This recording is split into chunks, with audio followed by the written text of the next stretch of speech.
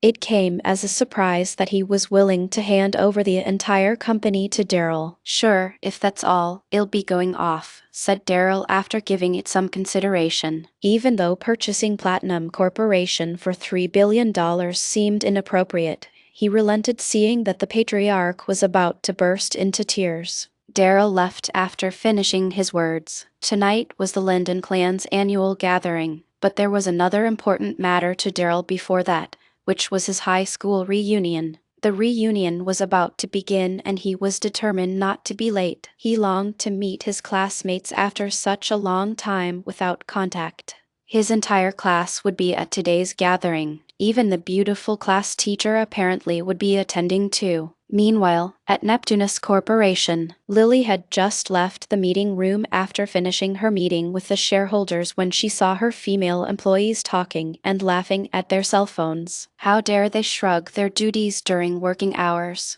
Lily walked toward them intending to reprimand, but instead, she saw that they were watching a video, and in that video was none other than Daryl. "My bike, bro, don't you worry. It'll avenge you for this." In the video, Daryl was caressing his bike with a face full of sorrow. "Ha ha, this guy is hilarious. Who is it? You don't know? It's Miss Linden's husband." "What? Do you mean that piece of trash, Daryl?" "So I've heard that she was married to a piece of trash." The ladies were happily gossiping away when one of them stood up and did a mimicry of Daryl. "I don't suppose you girls know that earlier today when I just arrived at work, I heard Daryl said he was gonna buy the Worship of Crystal for Miss Linden. Ha ha ha. That is such a huge joke. Yeah, look at how uncouth he is, so distressed over his broken bike. The Worship of Crystal costs 30 million. He'll have to work several lifetimes for that amount." Their discussion was in full swing when one of them turned around and noticed Lily looming over them. The expression on their faces changed in an instant. "Sorry, Miss Linden. Well, get back to work." Lily bit her lip tightly, trying hard to put up with the humiliation. Even though she was the general manager, it was hard not to get red-faced in this situation. She did not go out for lunch,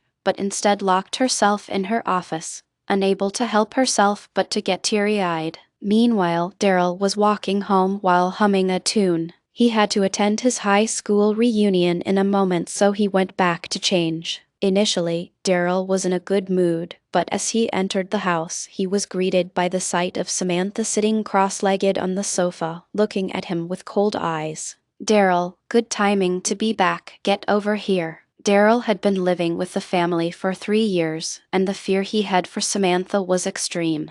"Daryl, pack your stuff. You're going to get a divorce tomorrow and move out of here," said Samantha coldly. "But Mom, my love for Lily is sincere," said Daryl with his head lowered. After 3 years of company, it was certain that he would develop feelings for Lily. Samantha slammed the table upon hearing those words. She stood up and walked up next to Daryl. "You love my daughter? What right do you have to love her? I've put up with you for 3 years. What else can you do besides household chores? How are you fit for my daughter? Do you know that numerous men are vying to be with my daughter?" Ashton Adagio just called and said, "As long as I grant him my daughter, he'll immediately give a dowry of $20 million bucks." 20 million dowry. Daryl let out a faint smile. Ashton was a distant relative under the Darby clan. He was the son of an aunt.